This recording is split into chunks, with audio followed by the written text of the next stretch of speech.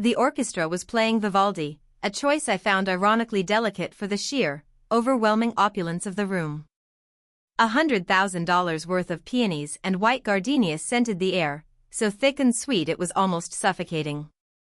Crystal glasses clinked, a sound like tiny, brittle bells, as the most influential people from our city, and Madison's, mingled under the soft glow of chandeliers that dripped light like melting diamonds.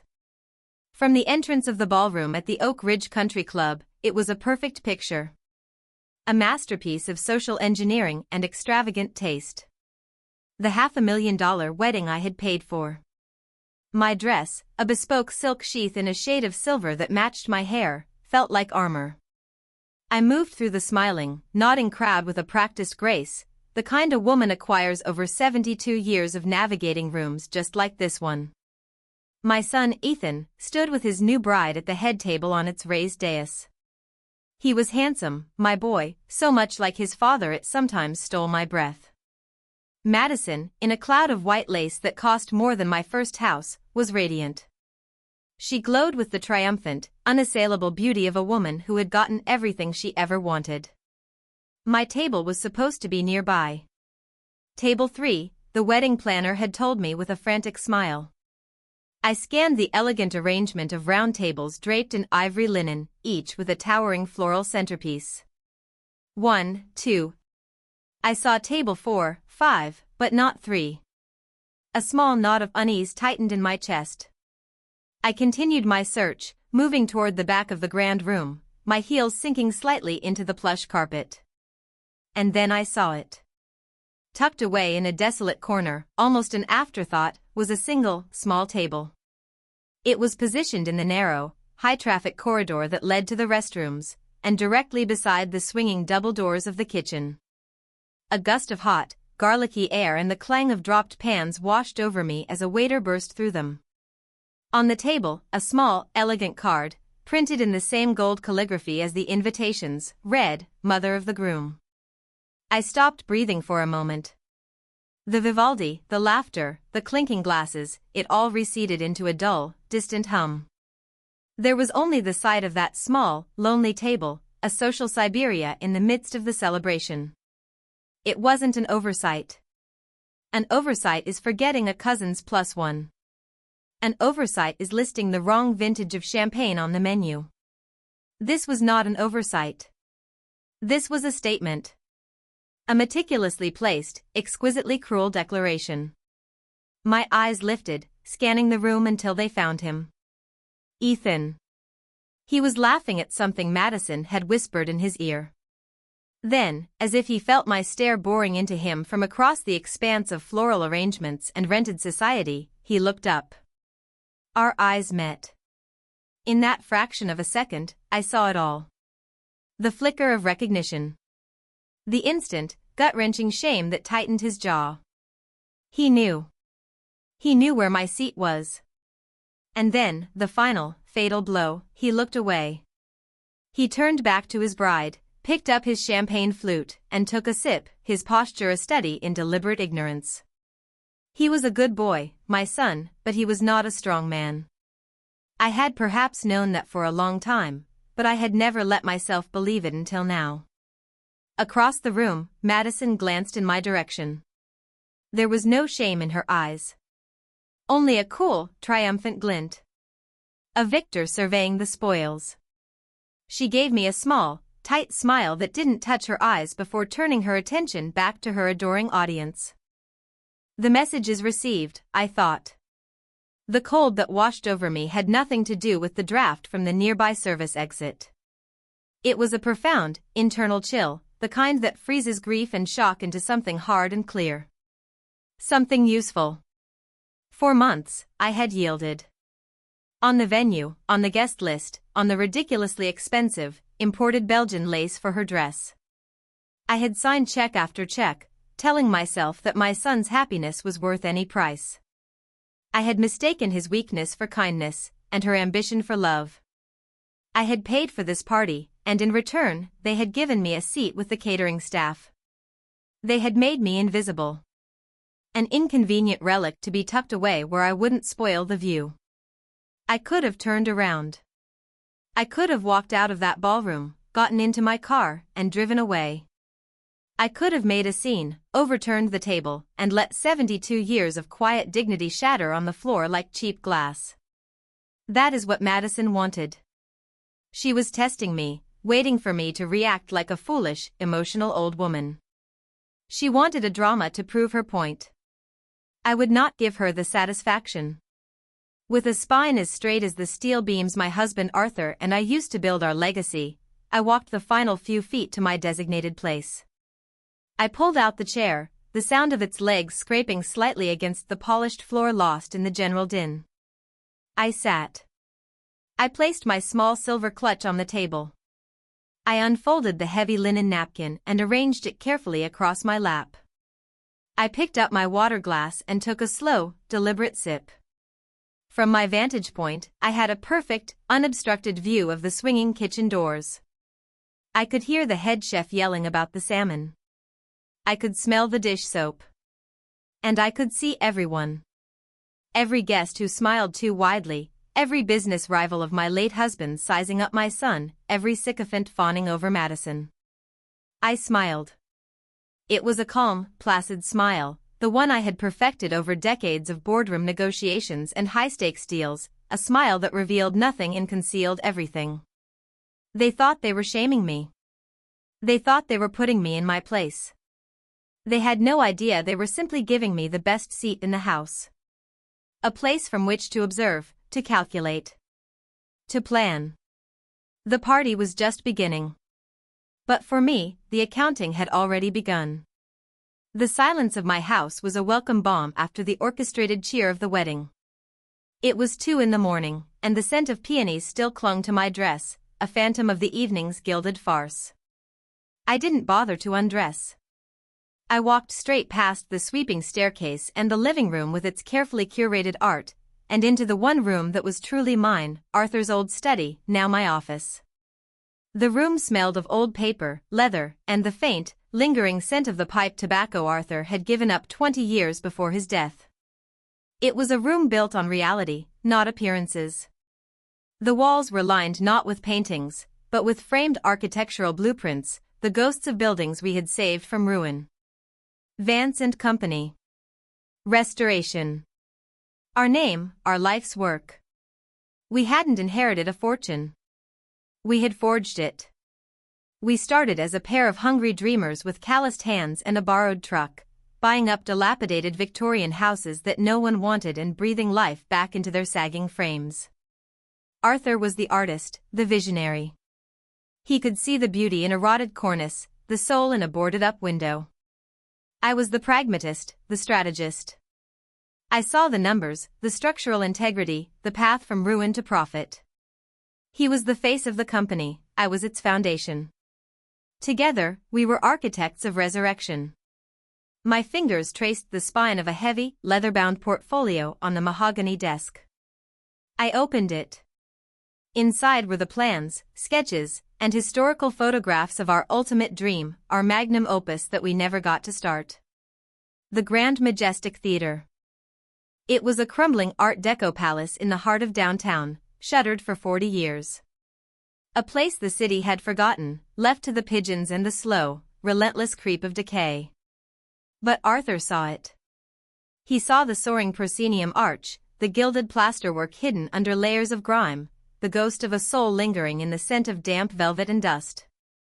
He would spend nights at this very desk, sketching its restoration, his face illuminated by the desk lamp, his passion so palpable it felt like a third person in the room. "It's not just a building, Eleanor," he'd whisper, his voice rough with emotion. "It's a city's memory. We can't let it die." It became our private covenant. Every spare dollar, every successful project, a portion of the profits was funneled into a separate account.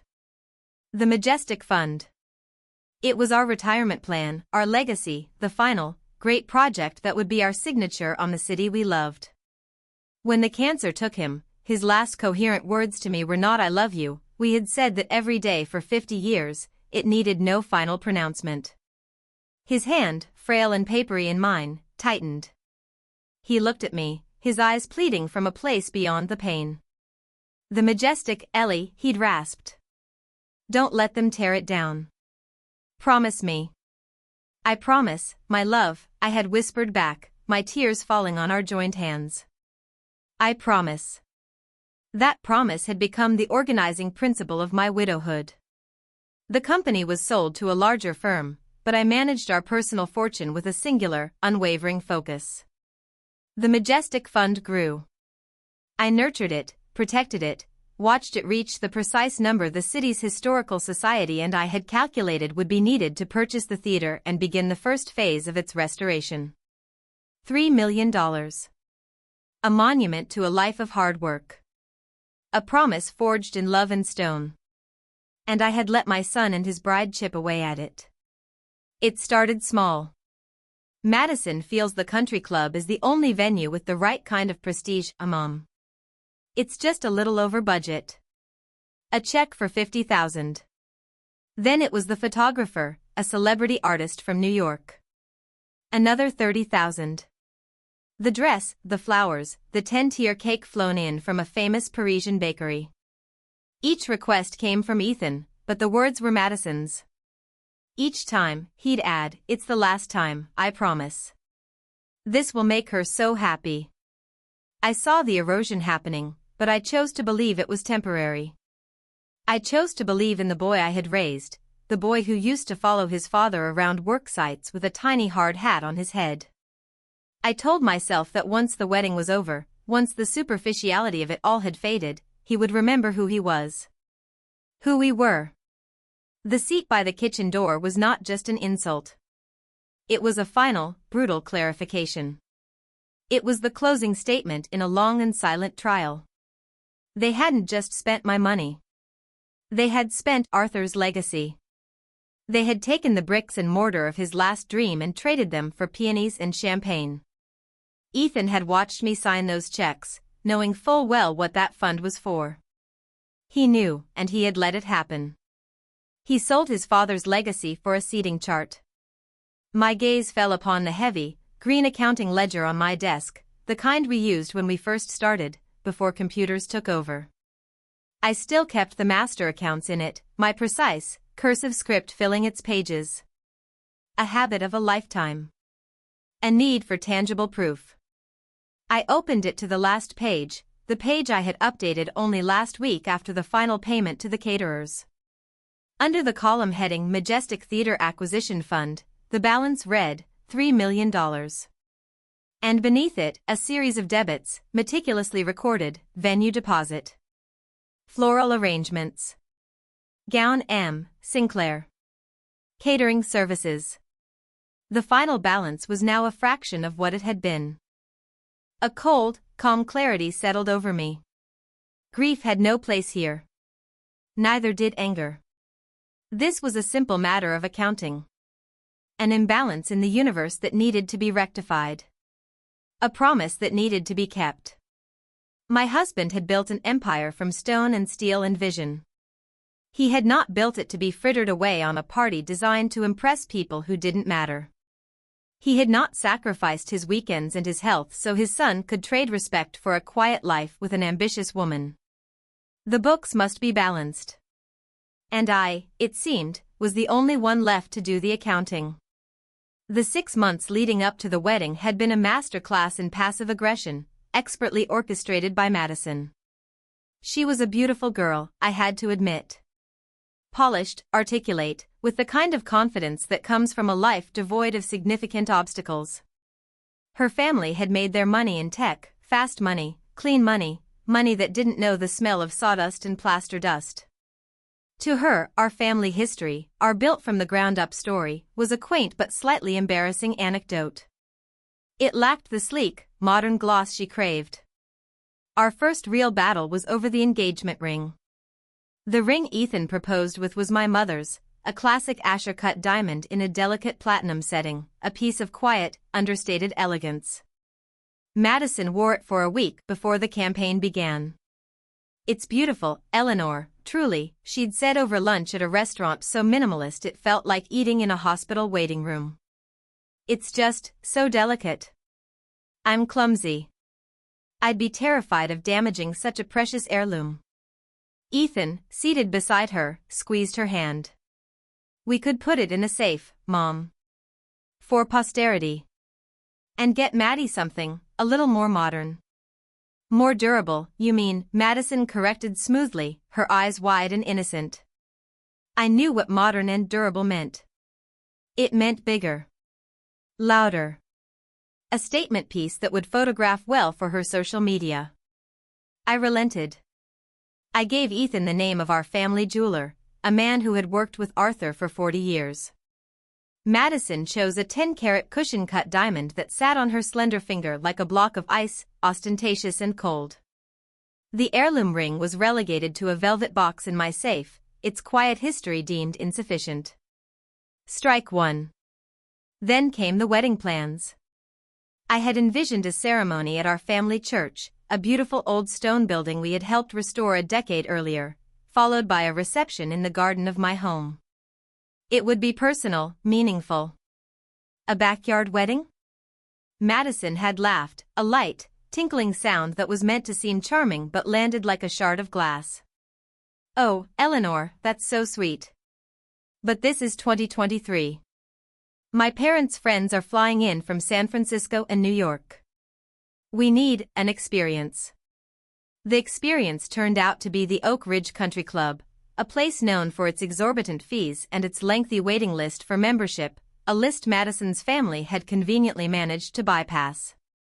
Every suggestion I made was met with a polite, dismissive smile. The family tradition of serving my grandmother's lemon and elderflower cake?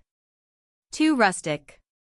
We're having a 7-tier confection from Lucille Patisserie. My offer to have the invitations printed by the old artisan press we had used for years? Their font selection is a little dated, don't you think? We're using a designer from LA. I was being systematically erased from my own son's wedding. My role was reduced to that of a silent financier, an ATM with a sentimental attachment. With every concession, I felt a piece of Arthur's legacy, of our shared history, being paved over with Madison's glossy, impersonal brand of perfection. Ethan was her willing accomplice. He acted as the gentle, persuasive buffer. Mom, just this one last thing, he'd say, his voice wheedling. You know how much this means to her. It's her big day. Let's just make her happy. He wasn't a monster. He was just weak, mesmerized by her beauty and her unshakable certainty. He saw my compliance not as a sacrifice, but as my duty. He had grown up surrounded by the fruits of our labor, but he had never understood the labor itself. The money, to him, was like water from a tap, always there, inexhaustible. He couldn't comprehend that the wellspring had a purpose, that every drop was consecrated to his father's memory. The final, telling incident before the wedding was the matter of the rehearsal dinner. Traditionally, the groom's family hosts it. I had planned an intimate evening at a historic downtown restaurant, another building we had restored, known for its warm ambience and exquisite food. 2 weeks before the event, Madison called me. Eleanor, there's been a slight change of plans, she said, her voice syrupy sweet. My father has insisted on hosting the dinner at his club. He's so generous. He just wants to welcome Ethan into the family properly. It was a blatant power play, stripping me of my last traditional role.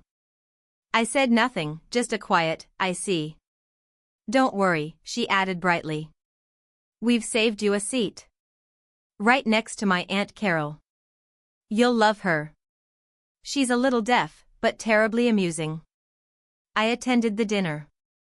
I sat next to the profoundly deaf and tragically unfunny Aunt Carol. I watched Madison's father give a speech about the bright future of his new son, never once mentioning me or Arthur or the family Ethan actually came from. I ate the dry chicken, smiled at the appropriate moments, and felt the chasm between my son and me widening into an unbridgeable canyon. I paid for it all. Every last centerpiece, every bottle of vintage champagne, every meticulously crafted canopy. I paid for it with the money that was supposed to rebuild the Majestic's fallen arches, to polish its faded grandeur. I paid because I was still clinging to a desperate, foolish hope that this was all just a performance. A show for her friends and family. That once the curtain fell, my son would turn to me, his real self would emerge from behind the facade, and he would say, "Thank you, Mom. Now, let's go look at those blueprints for the theater." The seat by the kitchen door was not the beginning of the war. It was the final, public execution of my hope. It was the confirmation that my son had not just been influenced, he had been conquered.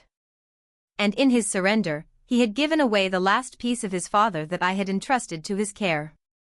Monday morning arrived with a cool, gray light that matched my mood.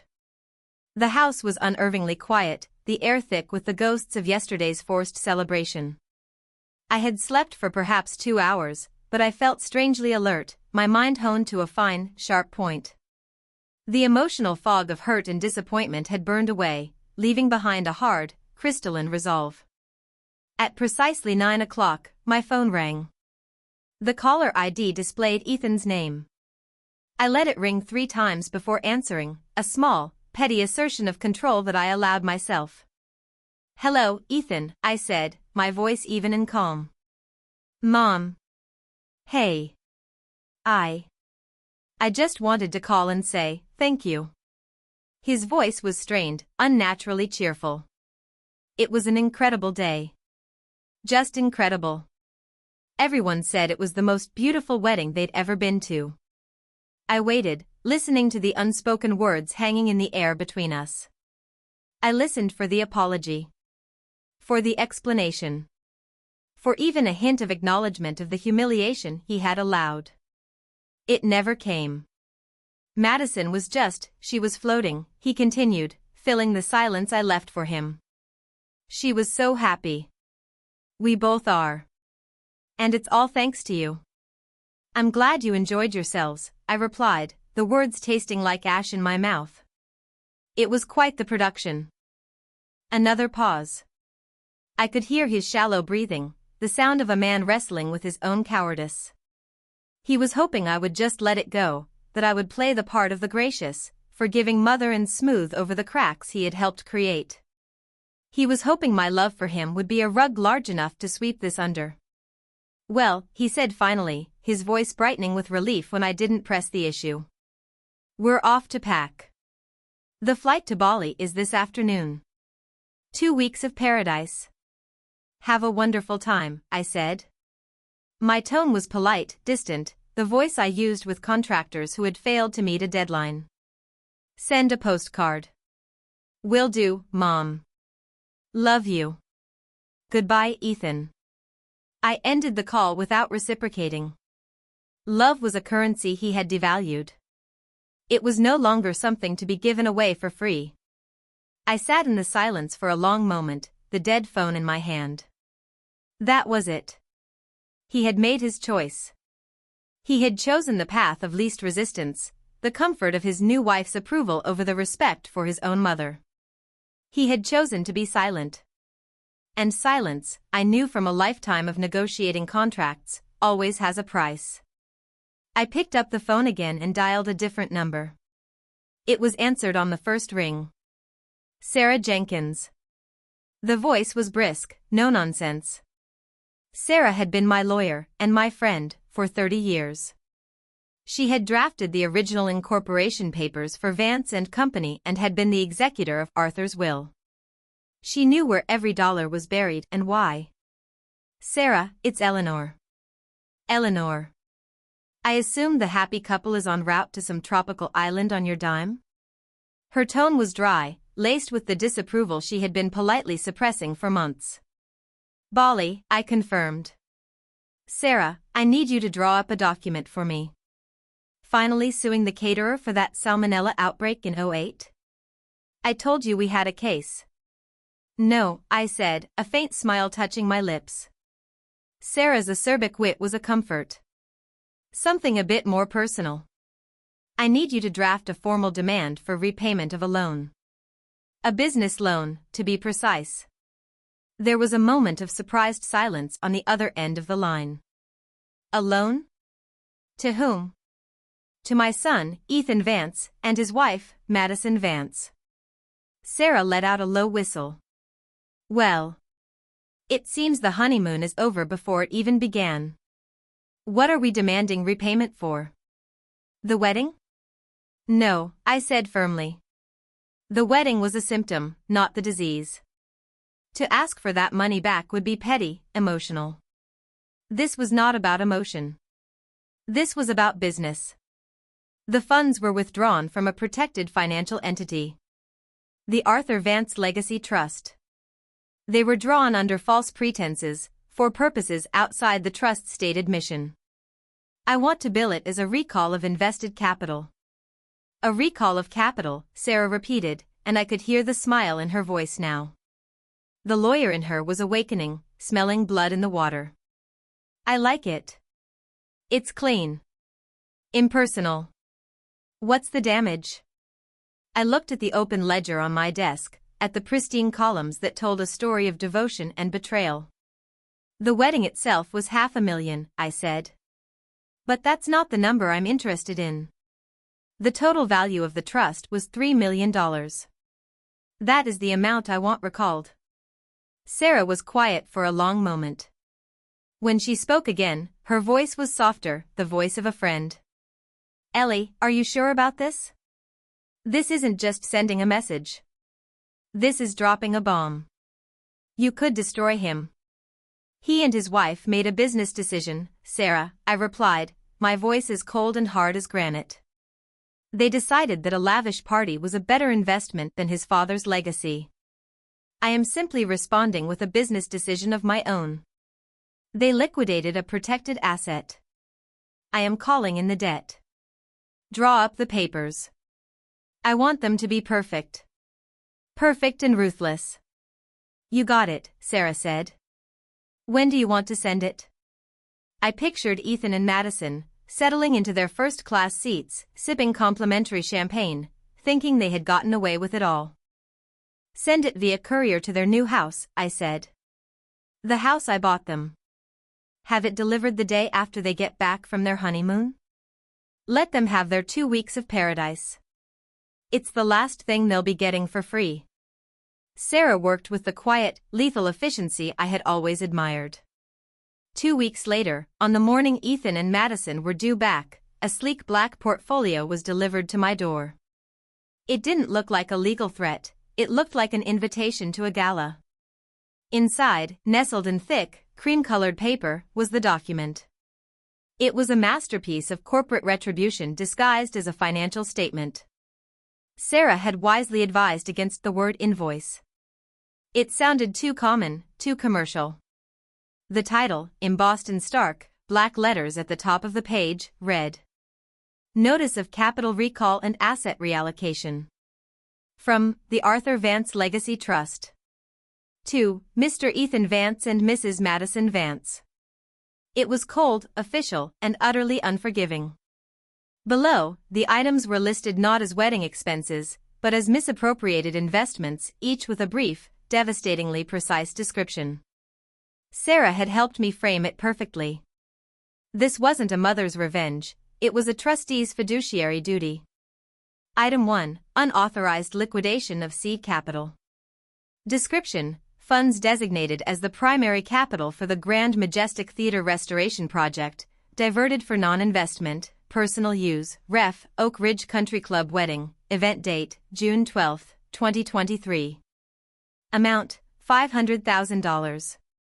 Item 2, Forfeiture of accrued interest and projected earnings. Description: Calculation of lost opportunity cost based on the premature withdrawal of capital from managed investment accounts, thereby preventing projected growth intended for Phase 2 of the restoration project.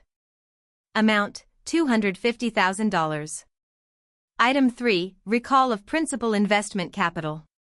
Description: Immediate recall of remaining principal from the Legacy Trust, which was implicitly collateralized for personal ventures, including the acquisition of real estate property, ref. 45, Larkspur Lane, in violation of the Trust's foundational mission statement. Amount, $2,250,000. The line items were brutal in their clarity. We hadn't just listed the cost of the wedding. We had quantified the damage, the lost potential, the broken promise. We had attached the cost of their new life, their new house, to the desecration of the fund. It was an elegant, inescapable trap. Total amount due, $3 million. Payment terms, net 30 days. Failure to remit payment or establish a satisfactory repayment plan within the specified timeframe will result in the commencement of legal proceedings to seize and liquidate all assets held by Mr. Ethan Vance and Mrs. Madison Vance, including but not limited to real estate, vehicles, and personal property, to satisfy the outstanding debt to the trust. I read it over 3 times, my heart beating a slow, steady rhythm. There was no emotion in the text, only the cold, hard logic of numbers. This document wasn't from Mom. It was from Eleanor Vance, the woman who had built an empire alongside her husband, the woman who knew the value of every dollar and the weight of every promise. I slipped the papers back into the portfolio. As per my instructions, Sarah had already dispatched an identical package via a bonded courier service. It would be waiting for them on the polished mahogany console table in the foyer of their new home. A welcoming gift from the real world. I spent the rest of the day in a state of suspended animation. I tried to read, but the words blurred on the page. I tried to work in the garden, but my hands felt clumsy among the delicate rose bushes. I was a general who had launched the first, decisive strike and could now only wait for the enemy's response. The call came at 7:15 p.m. I had just sat down with a cup of tea, the evening light fading outside my window. The phone screamed, its ring sharp and violent in the quiet house. It was Ethan. I let it go to voicemail. A minute later, it rang again.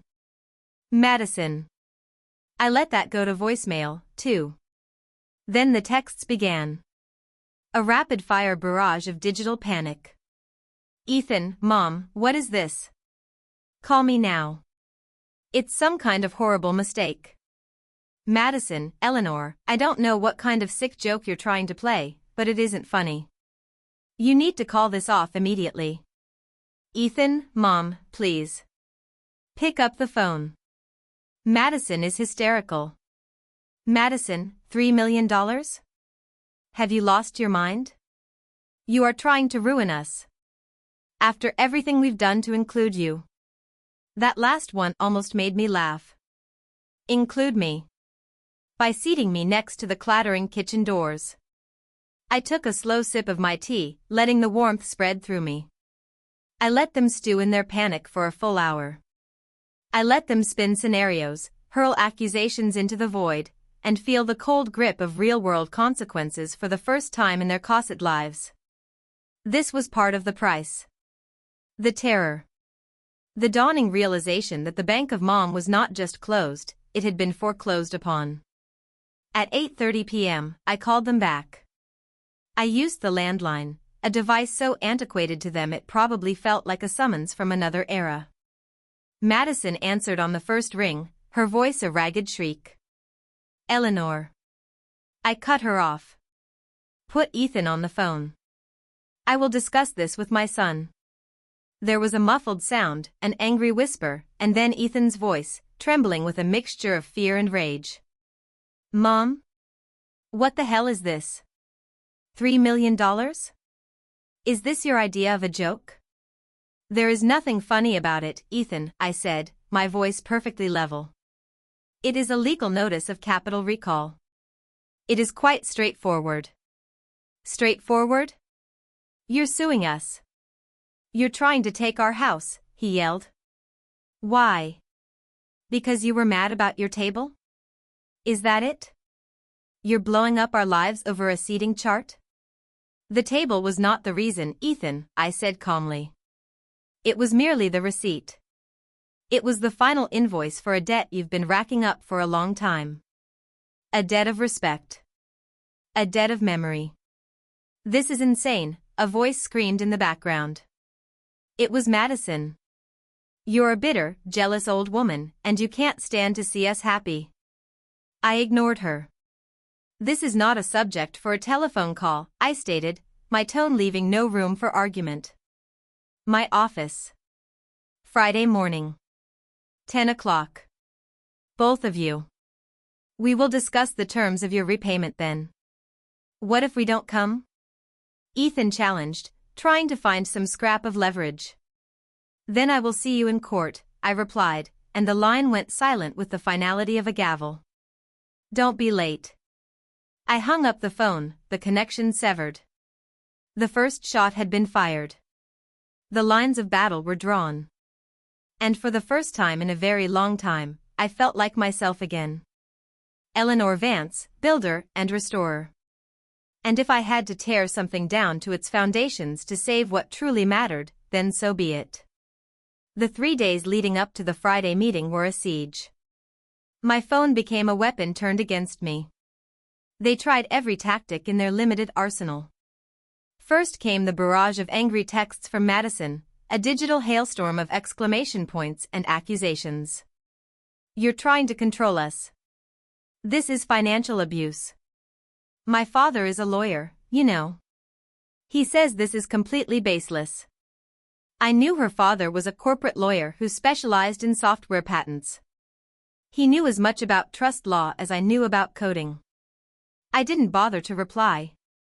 Then came Ethan's attempts at emotional blackmail. Voicemails left in the dead of night, his voice thick with a cloying, manufactured sentimentality. Mom, it's me.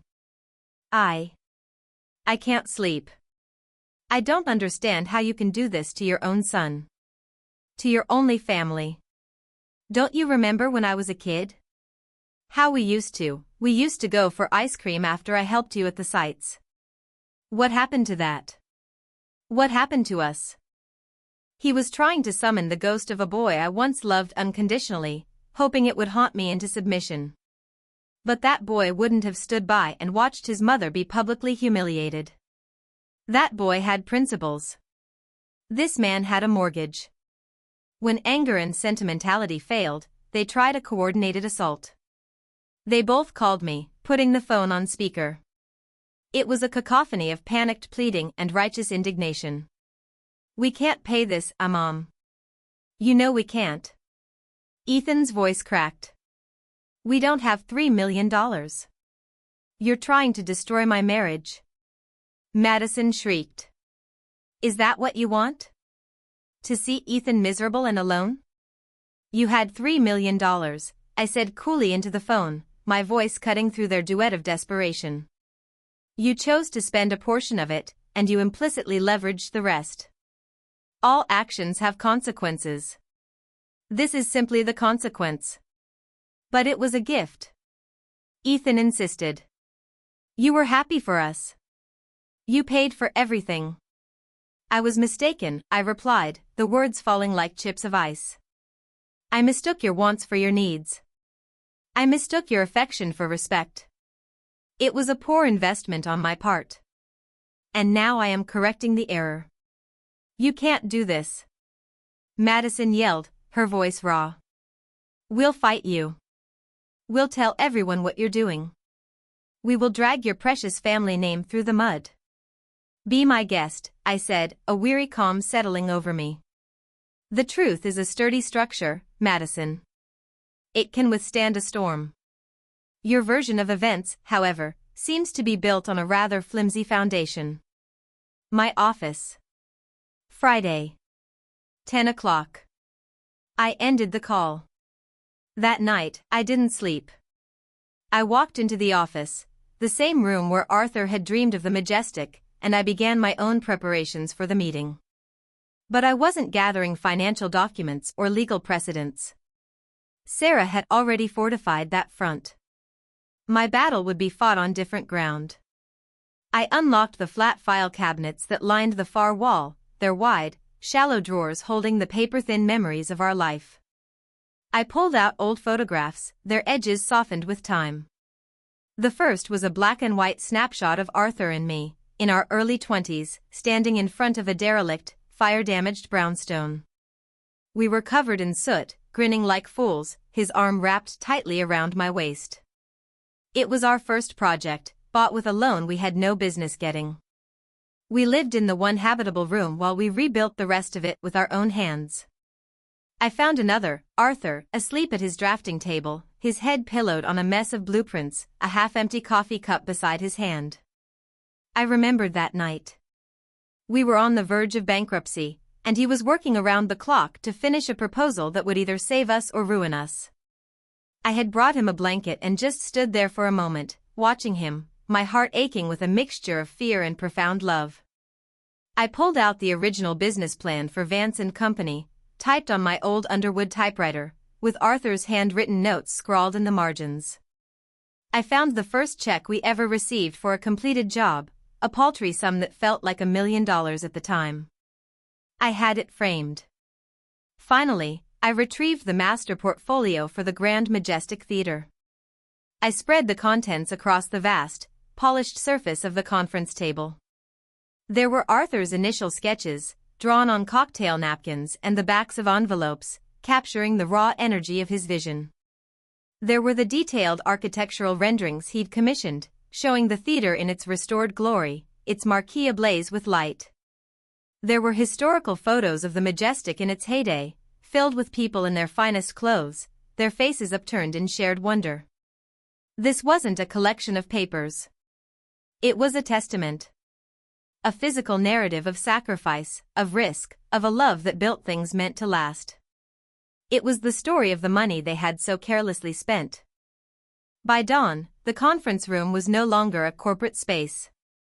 It was a museum of a life they had never bothered to understand. It was an arsenal of memories. They were coming to argue about money. I was prepared to show them what it had cost to earn it.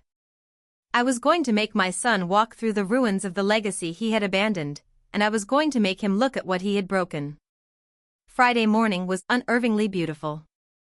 Sunlight streamed through the floor-to-ceiling windows of my office, illuminating the floating dust motes like tiny, glittering specters. The conference room was ready. The artifacts of my life with Arthur were laid out on the long table in a careful, chronological narrative, a silent testament to a world built of grit and dreams. At precisely 10 o'clock, the buzzer from the lobby rang.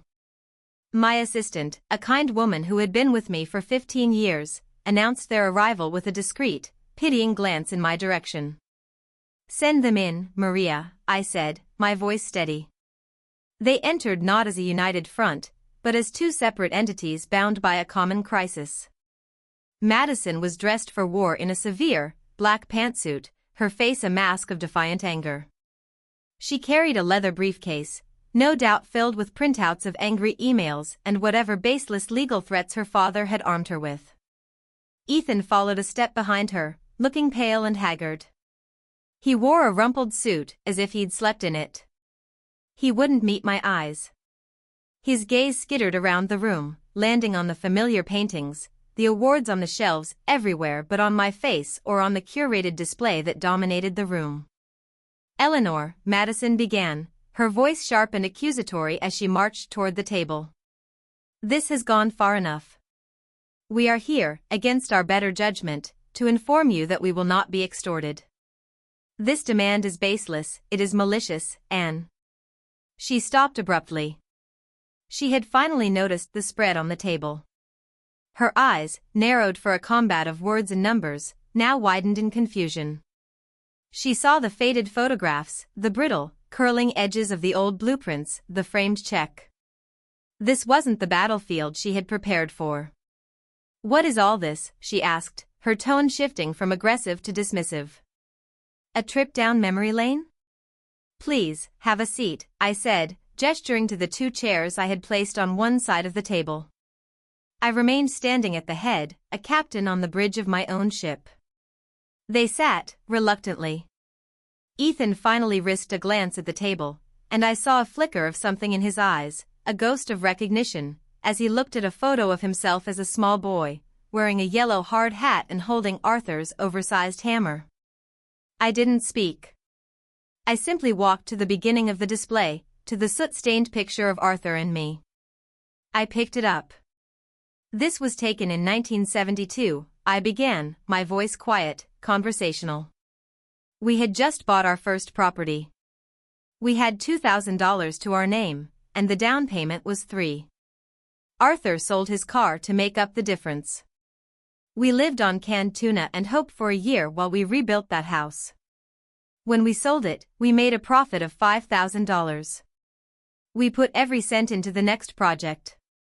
I moved down the table, picking up another artifact. This is the business plan for Vance and Company. We wrote it at our kitchen table. Arthur spilled coffee on this page. I pointed to a faint brown ring. He was so convinced we would fail. I was the one who convinced him that failure was only not trying. I walked them through the years. The first big commercial contract that almost bankrupted us.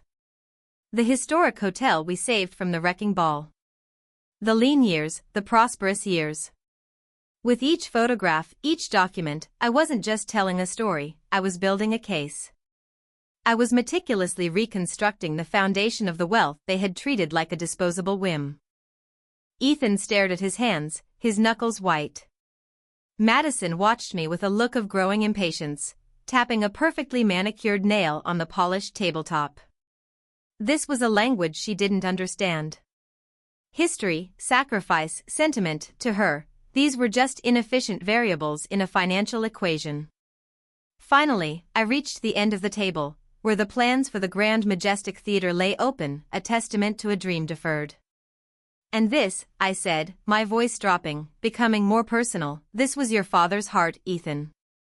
He looked up, his eyes finally meeting mine. They were filled with a terrible, cornered anguish. He didn't want a yacht or a vacation home in the tropics, I said, my gaze locked on my son's. He wanted this.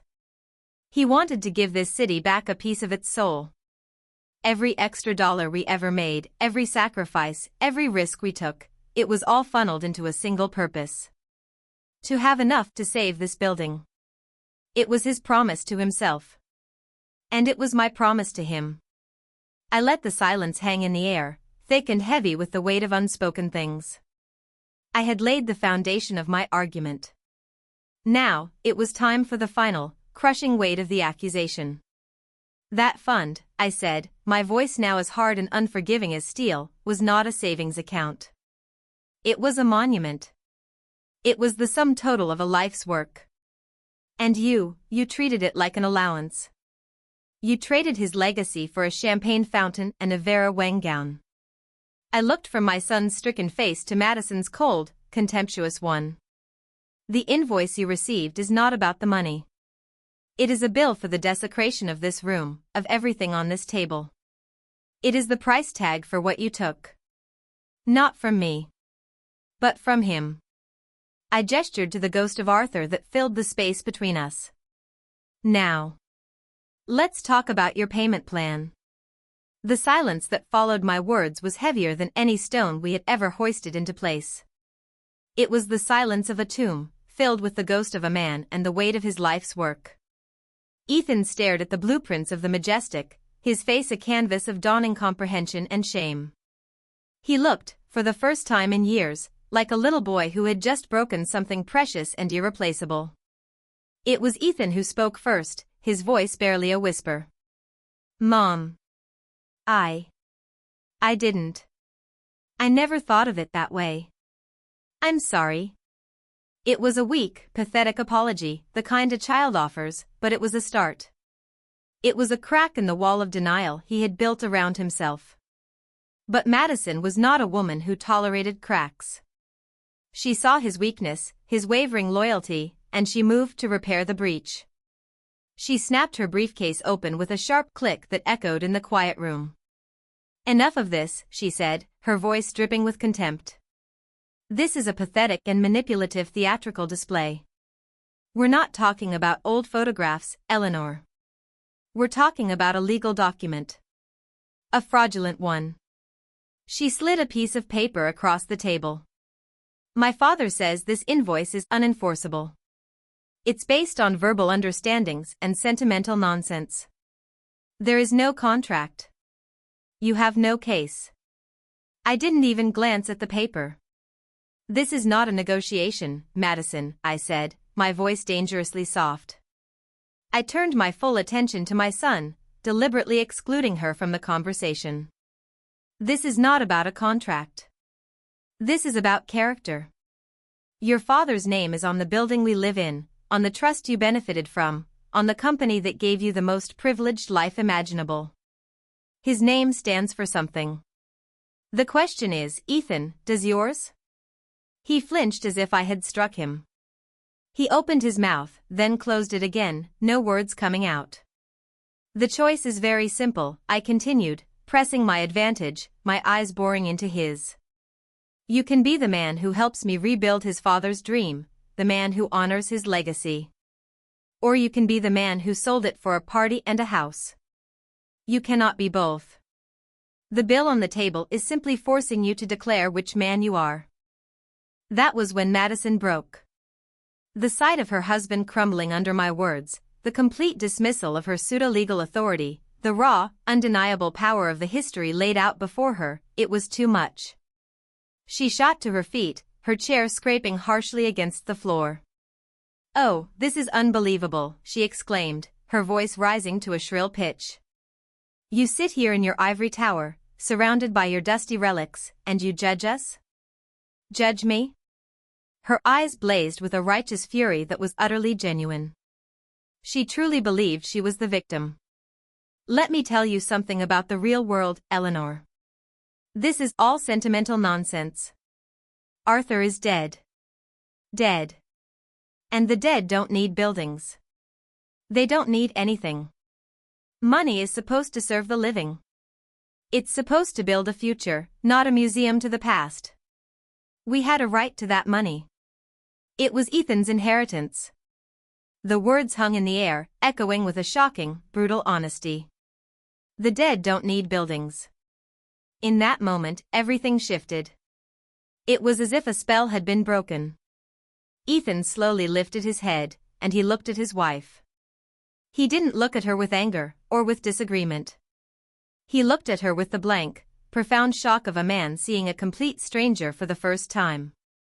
The beautiful, charming, ambitious woman he had married had vanished, and in her place stood someone cold and hollow, someone who could so easily and utterly dismiss the value of his father's life. I saw the fine, hairline crack that had started with his whispered apology now spiderweb across his face, shattering his entire perception of his world. He wasn't just hearing an insult to his father. He was hearing the truth of the woman he had chosen over his family. He was hearing the price of his own silence, and it was a sound he would never be able to unhear. Madison, oblivious to the catastrophic damage she had just inflicted on her own marriage, glared at me, panting slightly, triumphant in her outburst. I didn't need to say another word. She had made my closing argument for me. I calmly gathered the photograph of Arthur and me, the one of us covered in soot, and held it in my hands.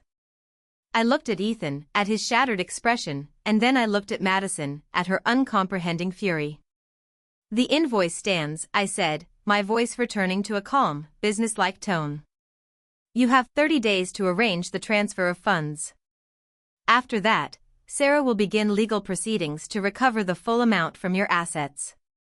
I paused, letting the weight of my next words land with surgical precision.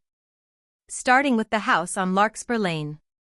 I turned and walked out of the conference room, leaving them alone with the ghosts, the bill, and the sudden, devastating crack in the foundation of their life together. I didn't go far. I went into my personal office, the connecting door to the conference room ajar just enough for me to hear. I sat behind Arthur's great mahogany desk, my hands resting on the cool, worn wood. I wasn't eavesdropping out of malice, but out of a clinical need to assess the damage. To see if the structure I had just deliberately collapsed was beyond repair. For a long time, there was only silence. A thick, suffocating silence that was louder than any shouting could ever be. Then, I heard a low, choked sound from Ethan. "How could you say that?" His voice was raspy, filled with a disbelief that bordered on horror. "Say what?" Madison's voice was sharp, defensive. "The truth?" Someone had to say it. "She's living in the past, Ethan. She's trying to drag you back there with her." "The past," he repeated, his voice gaining a dangerous edge I hadn't heard in years. "That past is the reason you have a 10-carat diamond on your finger." That past is the reason you're living in a $500,000 house instead of a 2-bedroom apartment. My father worked himself into an early grave to build that past. Don't be so dramatic, she scoffed. And don't you dare act like you're some saint. You were happy enough to spend the money when it was getting you what you wanted. I thought she was okay with it, he stammered, the justification sounding weak even to my own ears. I thought it was just money. It is just money. Madison insisted, her voice rising. It's paper. It's numbers on a screen. It's not a memory or a ghost or some sacred promise. It's ours. Or it was supposed to be. There was the sound of a chair being pushed back violently. Get your things, Ethan said, his voice flat and dead. We're leaving. Good, she snapped. Let's go talk to my father. He'll put a stop to this nonsense right now. No, Ethan said, and the word was so quiet, yet so final, that it seemed to suck the air out of the room. I'm not going to your father. I'm not fighting her on this. You can do what you want. But I am not going to stand in a courtroom and argue that my father's life's work is sentimental nonsense. So what? She shrieked. You're just going to give in? Let her win. Let her take everything from us. She's not taking anything, he replied, his voice filled with a weary, terrible clarity. She's just balancing the books. The house, the wedding, the life we've been living, it turns out it wasn't a gift. It was a loan. And the payment is due. I heard Madison's sharp, incredulous laugh. You can't be serious. You're choosing her? You're choosing a pile of rubble over me?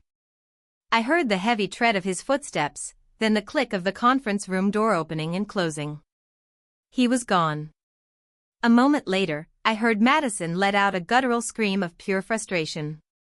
It was followed by the sound of something being swept off the table, a cascade of rustling paper and the light, sliding sound of picture frames skittering across the wood.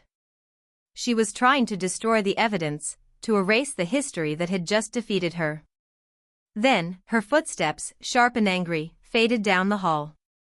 The outer door slammed shut. And then, silence again. I waited a full 5 minutes before I rose from my chair and walked back into the conference room. It was a mess. The neat, chronological display was in disarray.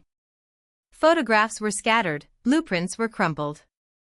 The picture of the boy in the yellow hard hat lay face down on the floor. But the grand majestic portfolio lay untouched in the center of the table, an inviolable sanctuary in the midst of the chaos. Slowly, methodically, I began to put the room back in order. I smoothed out the creases in the old plans. I picked up each photograph, wiping away any smudges, my fingers lingering on the smiling faces of the ghosts who lived in the silver gelatin. I felt no triumph. No satisfaction. Just a profound, bone-deep weariness and the hollow ache of grief. I had won. I had saved Arthur's legacy from being squandered. But to do it, I had been forced to detonate my own family. I had taken a sledgehammer to the life my son had built, because I knew, with the certainty of an engineer inspecting a faulty building, that its foundation was rotten to the core. As I placed the last photograph back in its spot, my phone buzzed. It was a notification from my bank. Sarah had set up an alert for me. It was a wire transfer. From Ethan Vance. Amount, $28,452.17. Memo, the first payment. It was a pittance against a $3 million debt. But it wasn't about the amount. It was a statement. An acknowledgement. An abdication of the life he had been living. The storm had passed, leaving devastation in its wake. Now, all I could do was wait and see what, if anything, could be rebuilt from the wreckage. The 30 days stipulated in the notice passed in a deafening silence. There were no more angry calls, no pleading voicemails. Just a weekly, automated wire transfer from Ethan's personal account. The amounts were small, inconsistent, whatever he could pull together after his own accounts had been frozen or depleted. They were gestures, not payments. Tokens of a surrender so complete it required no further communication. From Sarah, I learned the rest of the story in brief, professional updates. Madison had, as promised, hired her father's firm. They had sent a blustering letter full of legal jargon, which Sarah had returned with a two-sentence reply that was the legal equivalent of a contemptuous laugh. After an initial flurry of activity, they had gone quiet. A house built on a lie cannot be financed indefinitely. The money for a protracted legal battle, it seemed, was not forthcoming. 1 week after the 30-day deadline, Sarah informed me that Madison had filed for divorce. The petition cited irreconcilable differences.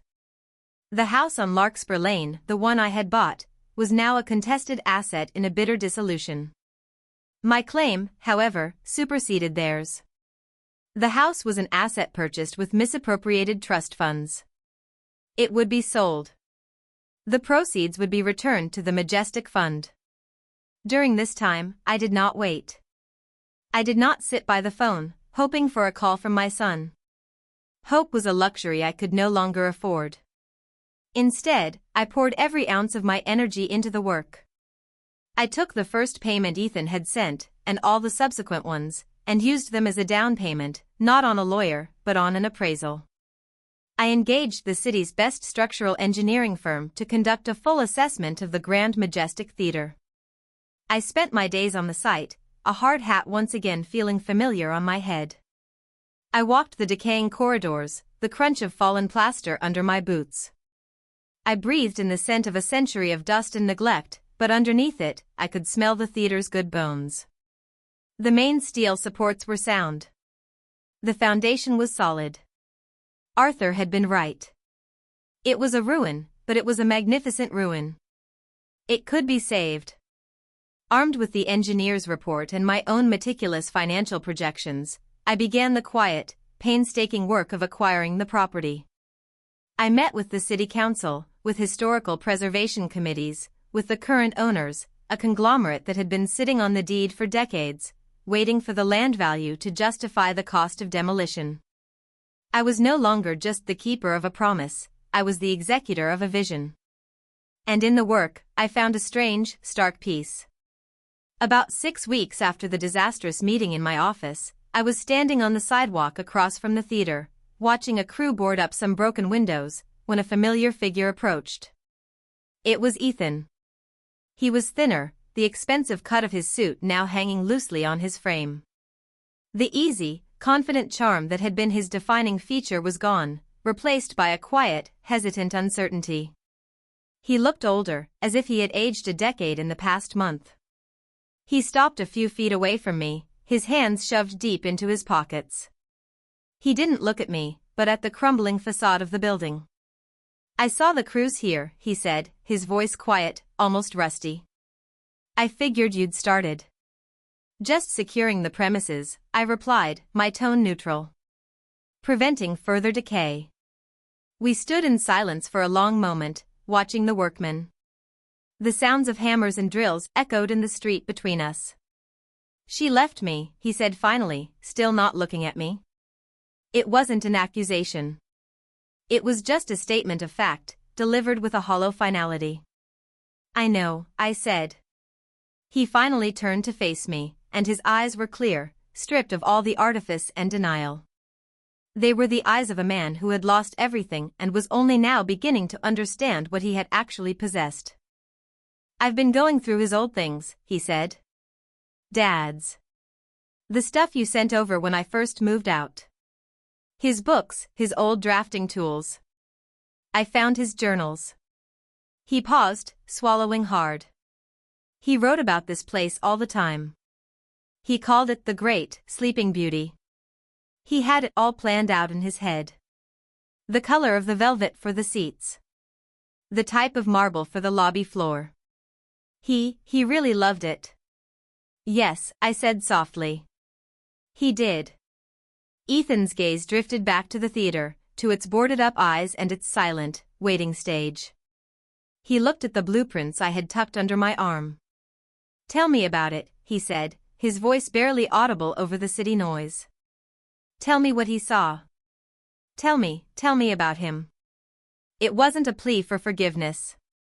It wasn't a request for money or a negotiation of terms. It was a request for his own history. For the legacy he had almost thrown away. He was a man standing in the rubble of his own life, asking to learn how to build again. I didn't answer right away. I just held his gaze, searching for the boy I had raised beneath the wreckage of the man he had become. And I saw him. Faintly, but he was there. I gave a small, almost imperceptible nod and turned back toward the theater. Come on, I said, my voice all business. I'll show you. I led him not into the grand, decaying auditorium, but around the back, to the small, grimy side office we'd set up in a trailer. Inside, tacked to every available surface, were the engineer's reports, survey maps, and copies of Arthur's original sketches. The air smelled of stale coffee and possibility. I didn't start with a lecture or a sentimental story. I started with the foundation. The bedrock here is solid schist, I began, tapping a geological survey map. But 50 years of water seepage from a broken city main has compromised the sub-basement footings on the northeast corner. That's our first job. We have to excavate, pour new concrete piers, and stabilize the entire section before we can even think about touching the facade. I spoke to him not as a son, but as a new apprentice. I used the language of the trade, the vocabulary of our family. I talked about load-bearing walls, tensile strength, historical preservation tax credits, and the arcane zoning laws we'd have to navigate. I showed him the budget, a spreadsheet with 1,000 rows, each one representing a problem to be solved, a cost to be borne. Ethan listened. He didn't interrupt. He just looked at the papers, at the complex web of numbers and plans, and I could see him begin to grasp the sheer scale of it all, not just the project, but the life's work it represented. The sentimental nonsense was suddenly a logistical nightmare of terrifying complexity. Dad, he understood all this? Ethan asked, his voice filled with a new kind of awe.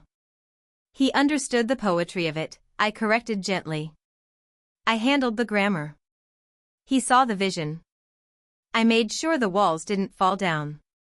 From that day on, Ethan started showing up at the site. He didn't ask for a title or a salary. He just appeared each morning at 7, dressed in work boots and jeans, a thermos of coffee in his hand. He started by clearing debris. He hauled away mountains of rotted wood and fallen plaster. He worked alongside the demolition crews, his hands, once soft and accustomed to a keyboard, quickly becoming calloused and raw. He rarely spoke about Madison or the life he had lost. The silence between us on that subject was a shared acknowledgement that some things are too broken to be mended with words. Our forgiveness was not a spoken absolution. It was built, day by day, in the shared labor. It was in the sweat on his brow as he helped brace a crumbling archway. It was in the quiet nod of understanding I gave him when he correctly identified a problem with the new wiring schematic. It was in the sandwiches we shared at lunchtime, sitting on overturned buckets, our conversation revolving around plumbing fixtures and plaster mixes. One afternoon, months into the project, we were in the main auditorium. The great dome above us was a latticework of scaffolding, and the air was filled with the fine white dust of sanding. Ethan was on his knees, carefully prying up a section of the ruined parquet floor to inspect the subfloor joists. The invoice, he said suddenly, his voice echoing slightly in the vast, empty space. He didn't look up from his work. The $3 million. I know the payments I've been making are nothing. I watched him, his shoulders hunched in concentration. The house sale covered the bulk of it, I said simply. The rest, we can consider it a reinvestment. He finally stopped and looked up at me, his face smudged with dirt. I was a fool, Mom. Yes, I agreed, without malice. You were. You were weak, and you were careless with things that were precious. But you are not a fool anymore. Fools don't learn. He nodded slowly, accepting the harsh truth of it. He had needed to lose everything to find the value in what he'd always had. He went back to his work, and the topic was never raised again. The debt had been paid, not in dollars, but in humility and sweat equity. The account was balanced. Chapter 12, The Price of a Legacy. A year later, the Grand Majestic Theatre was no longer a ruin. It was a resurrection in progress. The facade had been cleaned, its intricate Art Deco carvings revealed like a rediscovered masterpiece. The marquee, newly wired and fitted with glowing bulbs, was being tested for the first time. Inside, the scent of dust had been replaced by the smell of fresh paint and new wood. The great, sleeping beauty was waking up. The final scene wasn't a grand reopening gala. It was a quiet Tuesday evening. Ethan and I were standing on the high scaffolding near the ceiling, inspecting the newly restored plasterwork around the central chandelier, which now hung like a galaxy of crystal stars. Below us, the new velvet seats, the color of deep burgundy, were being installed. Ethan reached out and gently touched one of the gilded plaster leaves, his fingers tracing the delicate lines his father had only ever seen in his dreams. He was different now. The softness was gone, replaced by a quiet competence, a sturdiness that was reflected in his posture, in the steady look in his eyes. He had found his foundation. He would have loved this, Ethan said, his voice soft with emotion as he looked out over the magnificent space taking shape below. He would be proud of you, Mom. I looked at my son, at the man he had become, standing here beside me, a partner in this great work. I saw the echo of his father in the set of his jaw, in the passion in his eyes. He's proud of us, Ethan, I corrected. He's proud of us. I had once thought my legacy would be a building, a monument of stone and steel dedicated to my husband's memory. But standing there, high above the ground, beside my son, I realized I had been wrong. The seat by the kitchen door had cost me a fortune. It had cost me my son's marriage and nearly my son himself. It had forced me to become a person I never wanted to be, a cold, ruthless creditor to my own child. But the price of that humiliation had purchased something far more valuable than a theater. It had purchased clarity. It had bought back my son's character. A legacy isn't something you build and leave behind. It's something you instill. It's not in the stone, it's in the hands of the people who come after you, and what they choose to build with the lessons you taught them. I hadn't just saved a building. I had restored my son. And that was a legacy Arthur Vance would have truly understood.